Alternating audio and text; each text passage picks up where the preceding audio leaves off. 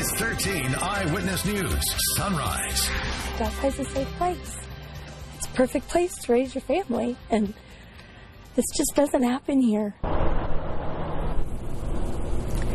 Shattered security, heartbreak, and fear after 2 bodies are found. I'm Julia Moffett, live in Delphi, Indiana, in Carroll County this morning. A quiet town square here this morning, but you wonder if anyone slept here after those 2 bodies were found here yesterday. Police have not yet confirmed if they are the bodies of 2 missing teenagers, and we'll hopefully hear that today. But again, still so many answers coming up. Autopsy is set for those 2 bodies that were found at 8 o'clock this morning in Terre Haute. We've also talked with school administrators, how they'll be handling the school day today. We're going to have all of that coming up for you here this morning in the next half hour of Sunrise. Ben, Naomi. All right, Julia, thank you so much, and much more to learn on that today as that community so heartbroken this morning. Well, we do have some breaking news also this morning coming to us out of Shelbyville. That's right. So police there trying to figure out whether a man shot and killed there was actually shot by police or shot himself. It happened late last night after officers responded to a report of a suicidal man. The man shot his gun, officers shot theirs, but it's still unclear which bullets actually killed the man. Our Carlos Diaz has been on this story since it broke overnight. He's sifting through all the uncertainty. He'll join us in a few minutes. All right, it is 6:31. We're glad you're here on this Wednesday. We're going to talk weather and traffic.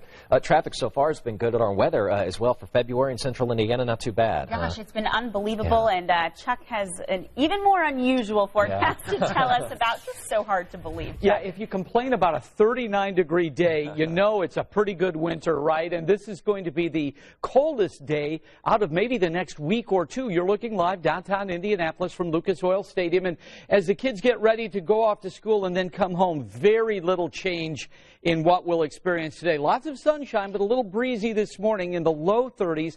And then after lunchtime coming home, our high between 38 and 39, depending on where you are. And if you are downtown in Indy, for instance, it's 32 right now, Lafayette 28, and Bloomington 35. Yes, only the 30s today, but the 40s tomorrow and the 60s with near record high temperature over the weekend.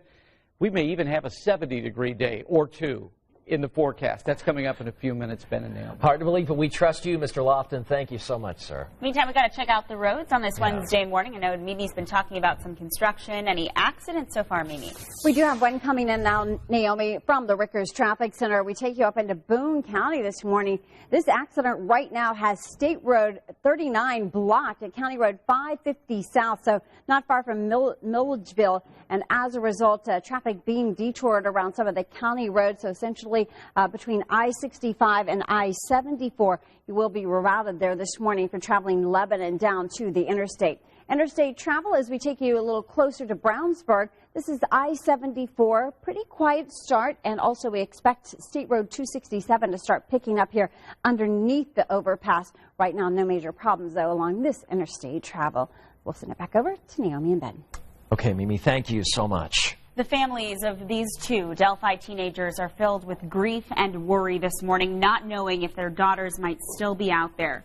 Abby Williams and Libby German went on a hike Monday and they never came home. That's right. A day later, police found 2 bodies less than a mile away from where those 2 girls were. My co-anchor Julia Moffett joining us live this morning from Delphi, where the community is trying to find ways to cope with the unknown. Julia, good morning. Good morning to you both. Yeah, the family members and friends, family members of Abby and Libby, of course, still don't have closure this morning. It's not been confirmed whether or not there are their bodies that were found yesterday.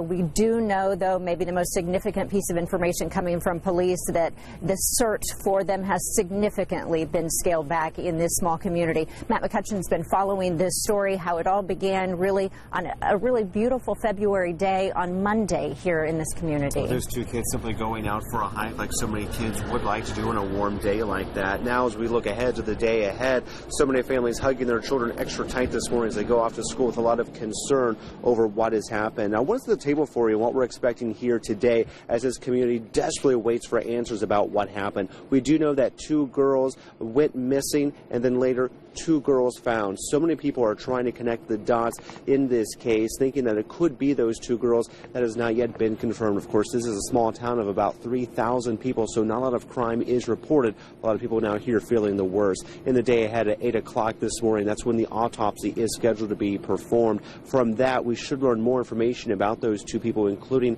who they are and also how they died. That's what we have not heard yet from police in this case.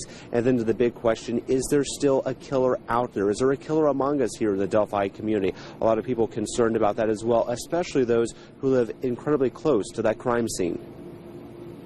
Anytime recently, have you seen suspicious people along the roads or in the woods back here? You know, you don't even look for that, honestly. It's not something you expect to see. I mean, I'm from California, so to me, this is a safe haven kind of thing. And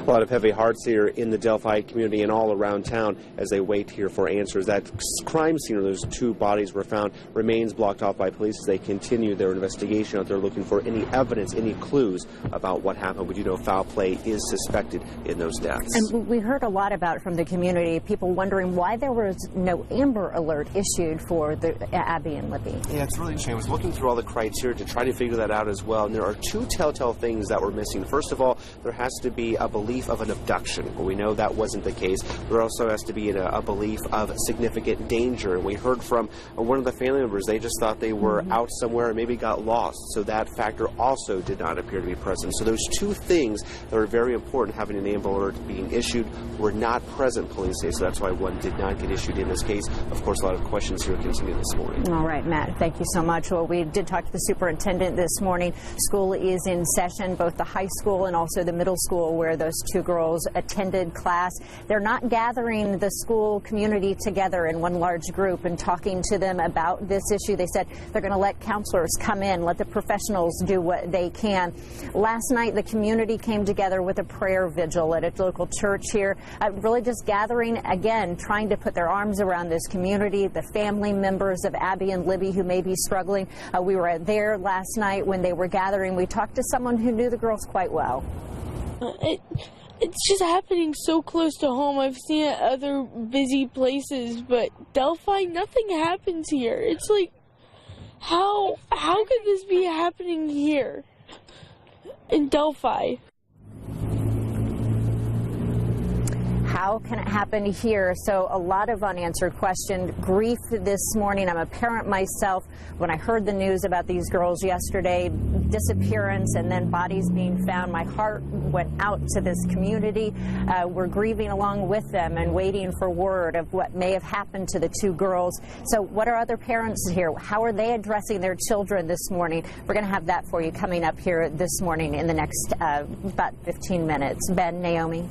Okay, very nice of the school systems there to provide comfort for so many students. Julia, thank you so much. Great coverage there live from Delphi. Naomi, of course, you were on the scene yesterday. Julia's in downtown Delphi. You were actually closer to where these girls were reportedly dropped off, right? And what was that scene like yesterday for you? We were right at the entrance to the trail where they had last been dropped off to go and enjoy the afternoon together. And again, we don't have the identities of those two bodies that were found, but yesterday morning there was still that sense of hope. There were people who didn't even know those girls out there in the middle of the night searching for them with flashlights in the cold because they thought they could still find them and potentially alive if they'd only been out there for a couple of hours. Obviously, things have changed, a little less hope this morning, but still, that community wanted to come together yesterday. I imagine we'll see a lot more of that today, too. And again, if you want to read more on this story, as we learn more, we're going to post everything for you to WTHR.com as well on our news app. If you'd like to download that, if you don't have it, we will send a push alert as soon as we get an update on this case later today. In other news, the woman accused of entering the country illegally and then later causing a deadly drunk driving crash will be in court today. Elizabeth Vargas is facing charges in the crash on 465 Monday that killed David Crine. He's from Noblesville. Police tell us the crash happened after Vargas left a bar with her friends. They say she does not have a valid license. Well, our former governor, Vice President Mike Pence, has played a large role in the story surrounding former National Security Advisor Michael Flynn. And now we've learned the White House kept Pence in the dark for weeks about the warning they got over Flynn's alleged contact with Russia. That's according to Pence's press secretary. Yeah, apparently he didn't find out about the allegations until the White House learned the Washington Post was about to publish a story about it. Flynn reportedly lied to Pence about his conversations with Russia during the transition period, and then Vice President Pence then vouched for for Flynn.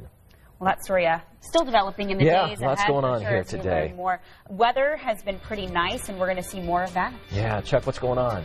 Well, this is going to be the coolest day out of the next many. How about that? Later today, 36 in Monticello and your hometown highs. We'll get up to 39 in Indy, 40 in Greenwood, and 41 degrees in Martinsville later on today. We have a forecast that propels us into April, maybe even May type conditions. That's coming up in just a few minutes. A man has died after a shooting involving Shelbyville police. Well, the very latest details coming up next, right here on Sunrise. This is breaking news from Channel 13 Eyewitness News. We do have breaking news this morning here at 6:43 in Shelbyville. A man is dead after a shooting which involved Shelbyville police last night. Now, it all went down at 10:30 last night at this home behind me on the south side. Indiana State Police, who are now conducting the investigation, say that officers were sent to the home on a report of shots fired. Shelbyville police originally told Eyewitness News they were called on a report of a suicidal subject. Now, 3 officers responded to the home. State police say the homeowner, 64-year-old Stephen C. Oliger, was outside the rear of the home and was armed. He was on the porch, and police say that he fired a shot. It is not clear if the shot was directed toward the officers on the scene. Police say that one of the officers returned fire. Now, ISP say it's unclear whether the suspect shot himself or he was shot by the rifle which was fired by one of the officers. Now, Stephen C. Oliger was pronounced dead at the scene. We'll have much more on the officer situation coming up later right here on Eyewitness News. Ben, Naomi? Okay, yeah, still some investigating clearly there. Carlos Diaz, live for us. Thank you so much. Today, a community is losing hope, but still looking for answers. That's right. 2 bodies, of course, found yesterday near Delphi, less than a mile from where 2 13-year-olds were last seen. Now, it's still not clear whether the bodies are of Libby German and Abby Williams. To figure that out, an autopsy is scheduled for today at 8 o'clock. Meanwhile, the middle school where the 2 girls went has extra security. They have counseling for all those students who might be scared or worried. Which is completely understandable. This case also incredibly hard for parents to cope with. Our Julia Moffett live for us in Delphi this morning. Julia, as a parent yourself, just really hard, especially since we still have so many questions this morning. Yeah, and until we get those answered, no closure for this community. We've talked an awful lot about how it is a very small community of less than 3,000 here in Delphi. A very quiet town square here. You can see it's about 60 miles north of Indianapolis, just to give you an idea of where you are. But we talk to people in this community, specifically parents. They don't see a lot of crime here, specifically maybe crimes against children. Here's what they had to say. It's not like they did anything wrong, in this community you can walk around like that. You don't have to have those fears, and then for something like this tragedy to happen, we just don't understand it. We go on all the trails. Delphi's a safe place.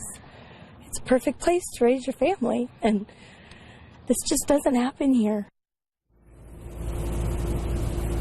We did talk to the superintendent of Delphi Community Schools this morning. He said that counselors, as you mentioned, Naomi, will be on hand here, but they're also providing services to get kids to school. It's a small community, so a lot of kids just walk to and from school. But he said if parents don't feel safe for those kids doing that, they will make sure you get transportation to and from school. They're there for you however they can be, especially in this very large time of uncertainty here this morning in Delphi. You guys?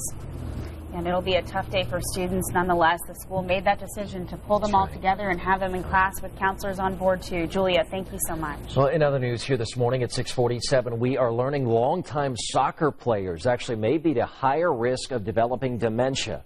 Researchers believe that's because of repeated hits to the head during the game. 4 of the 6 longtime players researchers studied in this had evidence of that degenerative disease. So just parents be aware of that as well. And as Chuck joins us now to talk about his forecast, he's going to say a number that we haven't heard in a long time around here. And what would that be? 70. Atta girl. 71. 70. That is awesome. She's been listening. She's got a great memory. I listen to everything you say. I know you do, and I appreciate it. In fact, I'm going to kind of piggyback what you just said. Before we get to today's weather, we could have some record-breaking or close to record-breaking weather around here for the weekend. Everybody looks ahead to the weekend, right? Right. So how about this? On Sunday, 68. On Monday, 71.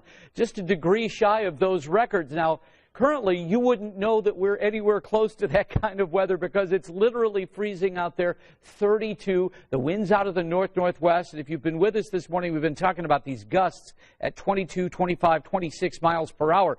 And because the wind's out of the northwest, it will remain cool all day long. So we're back to winter for one day. By the way, this is kind of an eventful day in Indy because on February 15th, that's the day when the average high actually goes up to 40.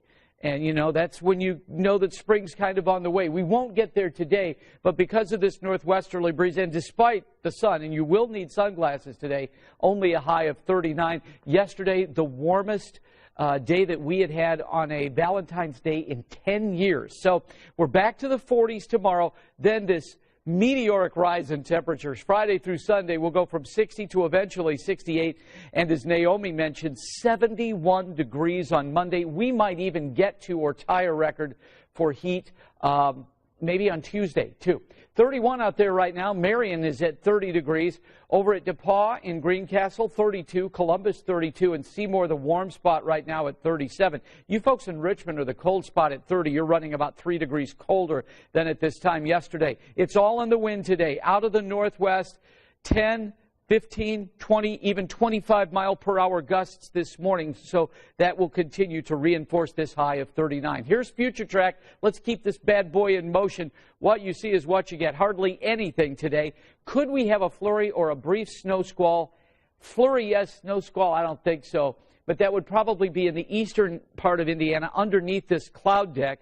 As we move into Thursday morning, same type of thing could occur early in the morning, then we go up. And this wonderful 7-day outlook starts with 39 today and 42 tomorrow. How about Friday and Saturday and Sunday? Up we go to eventually 68, Monday 71, Tuesday a high of 66. We'll be back with the latest from Delphi traffic and weather as sunrise continues.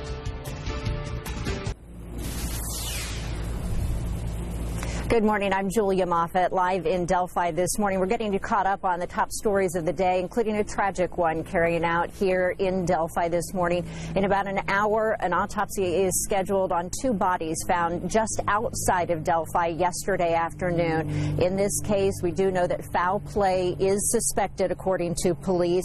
If the 2 bodies found are Libby German and Abby Williams, we hope to find out later today. The 2 were reported missing after going on a hike Monday. Family and neighbors in this small town are anxious, wondering what happened. We have team coverage throughout the day, and of course we'll bring you the very latest online and on the air here this morning. Ben, Naomi. All right, Julia, thank you so much. A lot to learn still this morning, but that community really trying to come together, even with questions. That's right. A long day ahead there. Well, we do want to get you caught up on some other breaking news. We've also been following here on Sunrise this morning. Right now, we're waiting to learn from police if a Shelbyville man was killed by police or if he shot and killed himself. Police tell us the 64-year-old shot a gun when officers came to his house and police then fired back. We haven't been told yet, though, whose bullet killed that man. Our other breaking news this morning, a 17-year-old is under arrest accused of shooting and killing his 16-year-old friend. Police believe the 2 were playing with a gun and it was an accident, but that teen is still facing charges. Also new this morning, a woman is under arrest in Malaysia, accused of assassinating the half-brother of North Korea's leader Kim Jong-un. Before his death, he told medical workers he was attacked with a chemical spray at the Kuala Lumpur airport. 6:55. Chuck, how's the weather looking out there? Well, you know, we've had 11 of our days in February, and this is the 15th at or above average. We're going to get close, but not today. In fact, a heavy coat required for the kids as they're headed off to the bus stop today. 37 by the lunch hour. That ride home from work in the upper 30s. Now, that's the coldest day out of the next several. We go up to 42 degrees today. Friday, 60. And how about Monday, 71 degrees? Mimi, how's your news in the Rickers Traffic Center?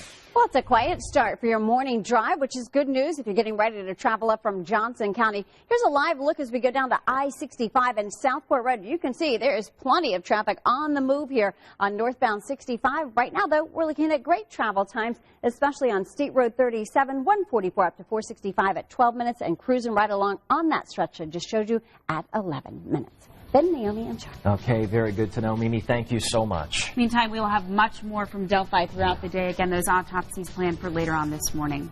We'll see you during the Today Show with the latest news and weather.